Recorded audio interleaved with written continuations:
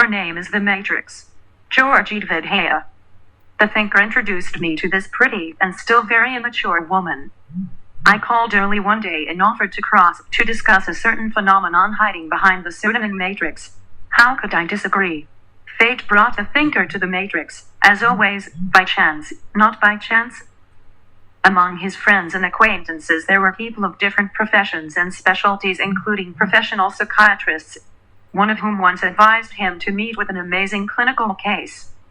The shock of the case, according to the highly qualified pathologist, was in the absence of the slightest hint of the usual clinic, and this with a full set of classic bells and whistles in the form of communication with aliens, hearing the inaudible, seeing the invisible, and the ability to instantly read any information from past events in the life of any individual to the state of his health at any level of the human microcosm.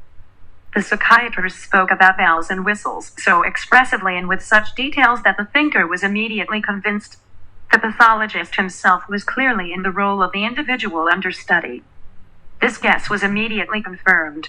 A specialist in detecting brain curvatures confessed that, in an outburst of ardent desire to bring another clinic out into the open, he got carried away and got involved in the experiment that had happened.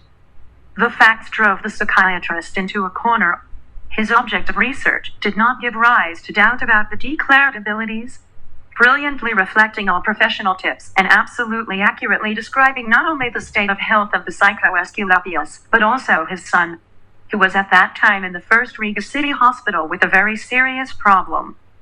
Moreover, the client not only gave a completely accurate description of the problem itself, but also a forecast for the course of treatment and rehabilitation events. Exactly 2 weeks later, the forecast was fully confirmed. It was then that the specialist psycholinus suggested that the thinker meet with the Matrix and just talk. The meeting took place, and just communication turned into strong friendship and cooperation. My personal meeting with the Matrix phenomenon took place on the territory of the former Riga film studio, and this circumstance was immediately perceived by me as a hint of the non-trivial mystery of what was happening. It was there that the Matrix office was located, in the cozy space of which my first acquaintance with the real phenomenon took place. No fools. After the traditional hello and courtesy, befitting at the first meeting, followed by specific questions and answers I asked, Matrix answered. Already after the first answer to the question about my state of health, I understood the thinker is not friends with just anyone, and this case is the best confirmation of this. Everything further could resemble the plot of some semi-science fiction novel about all sorts of outrageous stuff. I'll post the results of our interview with all the details. I will not do this. I will only say that neither before nor after this meeting I had to communicate with a person of such level of ability to read information of almost any type and level of complexity. These abilities turned out to be not innate, but good, acquired from early childhood. How she did not feel that she was burned almost to the bone, she does not understand even now, having already become an adult and experienced in the study of other problems. Then, at the age of 7, she was able to understand only one thing: it hurts very strong and it is unlikely that everything will go just like that, using home remedies.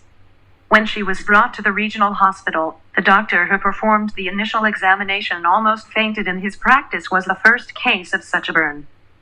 And God forbid the last, thought at that moment Esculapius, giving orders to the dumbfounded medical staff, and frantically calling according to hierarchical authorities. As a professional, it was absolutely clear to him they don't survive with such burns.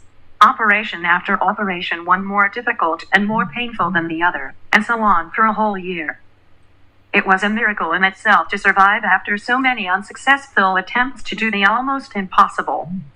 And when all the options that Latvian medicine could count on had been exhausted, they invited the last hope from Russia, a medical luminary specializing in such cases.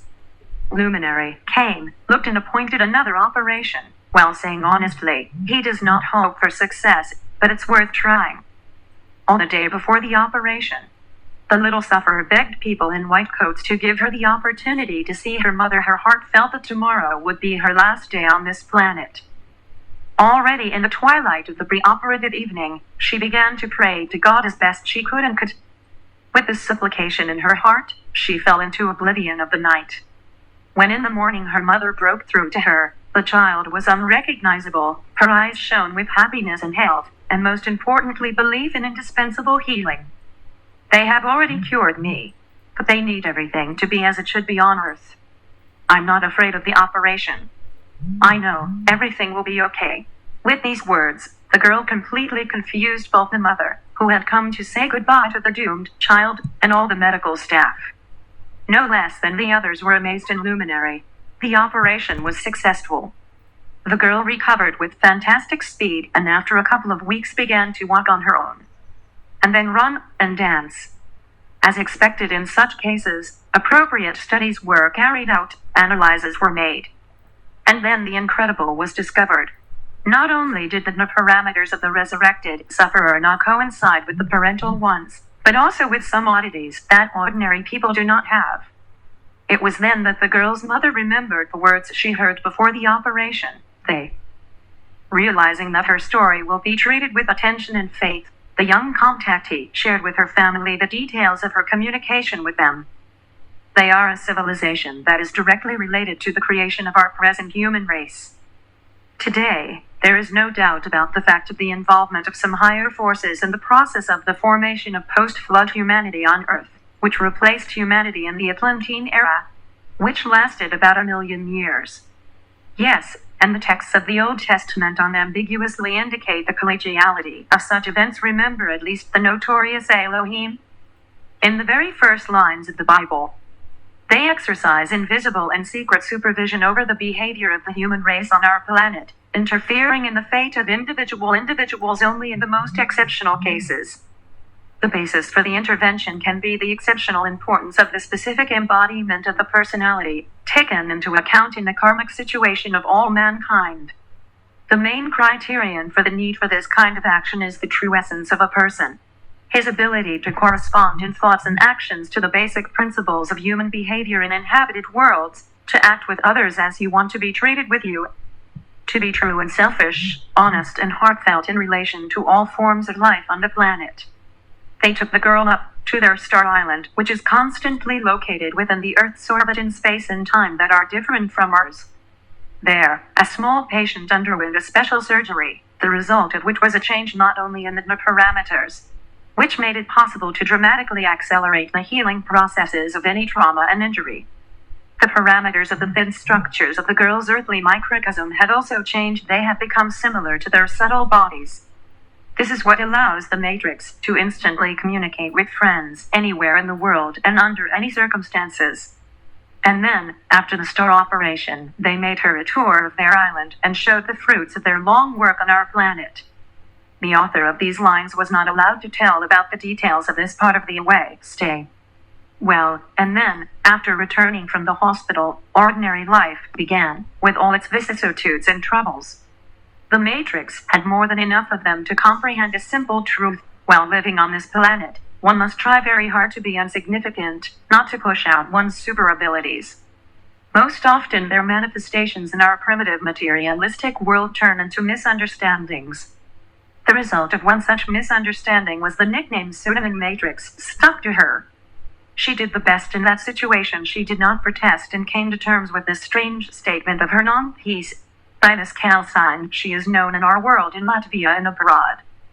Today it is almost invisible. Almost because it is simply impossible not to notice these eyes in any crowd. They instantly attract to themselves and no longer let go. And when you communicate with her face to face, and with all this, she is quite an ordinary and modern young woman, the mother of a 7-year-old boy, strikingly similar to her chief: honesty, truthfulness, and a special sense of justice. Everything else for him is still not very manifested, including the ability to instantly determine the essence of things and their possible influence on everything around. I want to finish my story about the Matrix with the words of the thinker. She is the best of all evidence that on this planet we are not only not alone, but protected.